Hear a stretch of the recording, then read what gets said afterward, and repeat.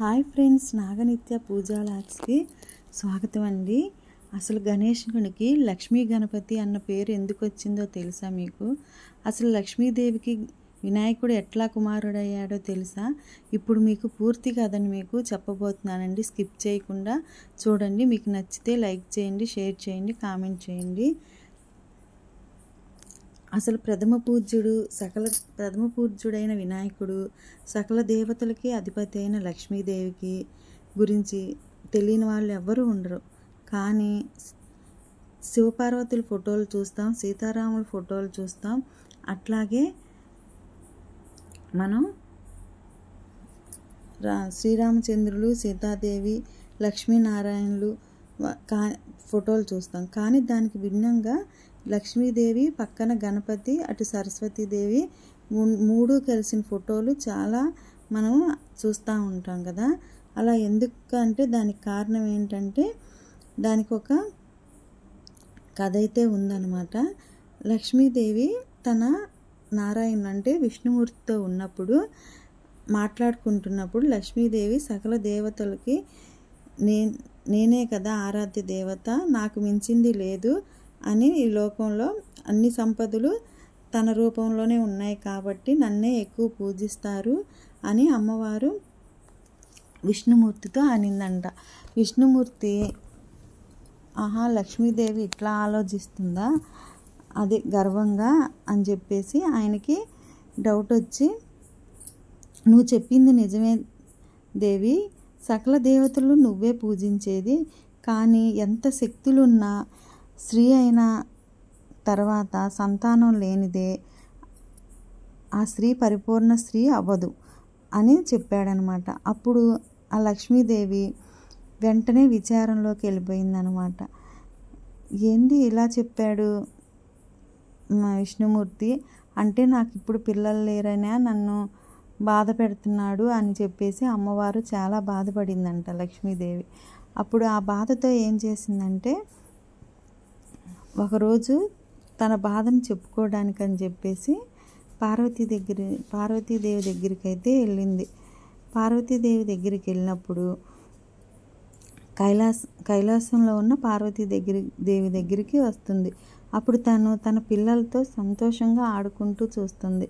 అటు వినాయకుడు, ఇటు కుమారస్వామి తన పిల్లలతో పార్వతీదేవి ఆడుకోవటం చూసి, అది చూసిన లక్ష్మీదేవి అక్కడే ఆగిపోయి అది చూస్తూ సంతోషిస్తూ ఉందంట. తన మనసులో ఏంటంటే, అంటే విష్ణుమూర్తి చెప్పింది నిజమే కదా, పిల్లలు ఉంటేనే ఇంత సంతోషంగా ఉంటుందా స్త్రీ అన్నది నేను ఈ పార్వతీదేవిని చూస్తుంటే నాకు అర్థమవుతుంది అని చెప్పేసి లక్ష్మీదేవి అనుకుందంట.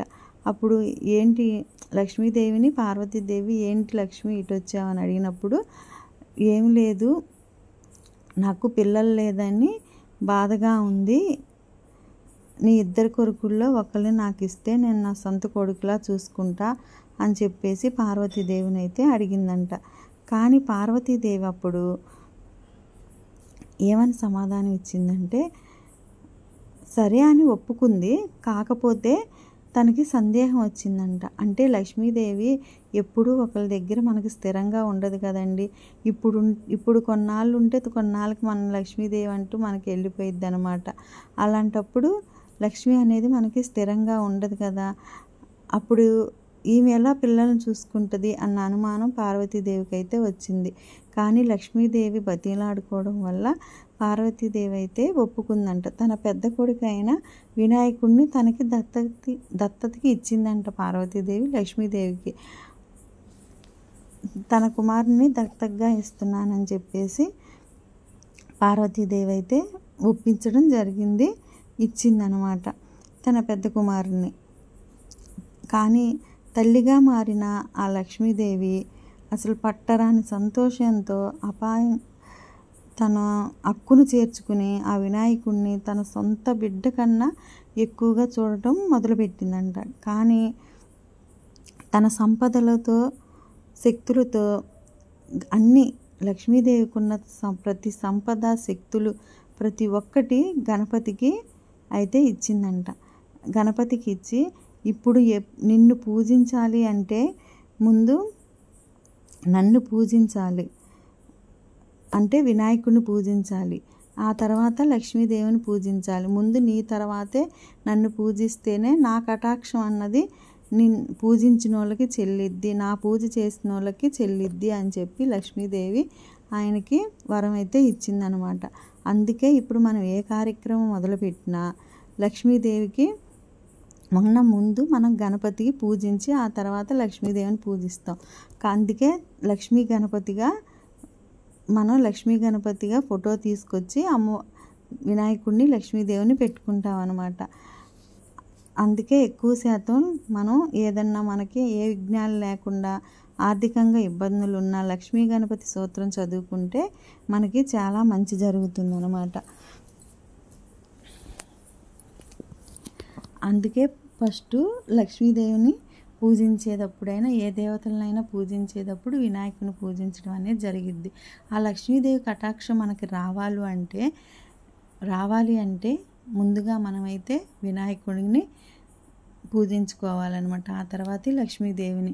అందుకే ఆయన లక్ష్మీ గణపతిగా పేరున్నాడు. అందుకే ఇద్దరు తల్లులకి ముద్దుల కొడుకుగా మన దేవుడిగా వీధుల్లో వినాయకుడిగా వెలిసి ప్రథమ పూజ తనే అందుకోవడానికైతే సిద్ధమయ్యాడనమాట.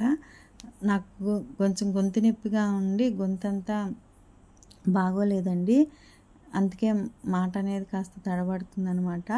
ఇదిగోండి మేము మా అపార్ట్మెంట్లో అయితే వినాయకుడిని పెట్టడానికి వినాయకుడిని చూడడానికి మాత్రం వెళ్ళామన్నమాట. వినాయకులందరూ బాగుండారండి, కానీ వీధులన్నిటిలో వెలిసే వినాయకులందరిని ఒక్కసాట కొలువుగా ఇది బాగుంది అది బాగోలేదన్న మాటే లేదు.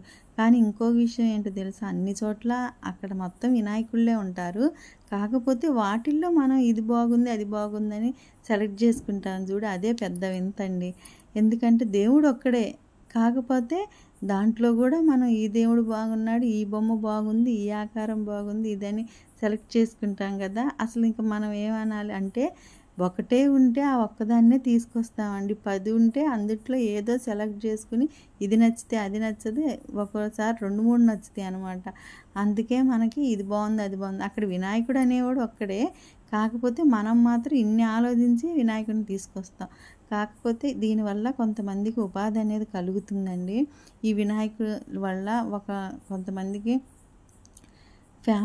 ఎంతోమంది ఫ్యామిలీలు తయారు చేసేవి ఈ వినాయకుడి చవితి వల్లే. వాళ్ళు ఈ ఒక్క సంవత్సరంలో వచ్చే ఈ పండగలో రోజు సంపాదించుకుని వాళ్ళు సంవత్సరం అంతా తింటారనమాట. కాకపోతే ఇలాంటివి మనం ప్లాస్టర్ ఆఫ్ ప్యారిస్తో పెట్టొద్దు అంటున్నారు, మట్టి విగ్రహాలే మనకి శ్రేయం. కాకపోతే దాన్ని మనం మార్చలేమన్నమాట. వాళ్ళకి నలుగురికి ఉపాధి కలగాలన్నా మనం ఏమో బొమ్మలు తీసుకొచ్చి మనం పెట్టుకోవాలన్నా అటు వాళ్ళు బాధపడకుండా ఇటు మనం బాధపడకుండా ఉండేటట్టు ఇట్లా సాగిపోతుంది అన్నమాట.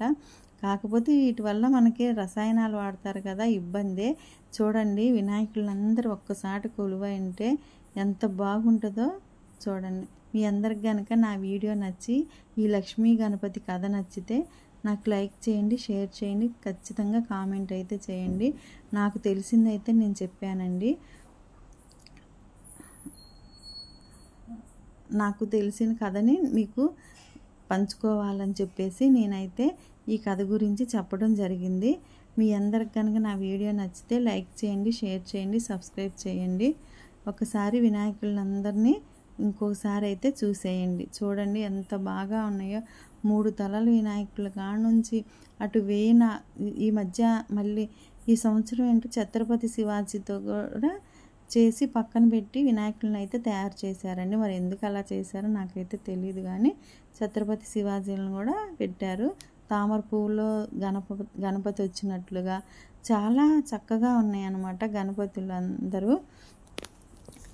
ఇంకా కొనటానికి వెళ్ళినప్పుడు ఈ వీడియో తీసి మీకు ఈ కథను వినిపించాలి, లక్ష్మీ గణపతి అన్న పేరు ఎలా వచ్చింది అని చెప్పాను.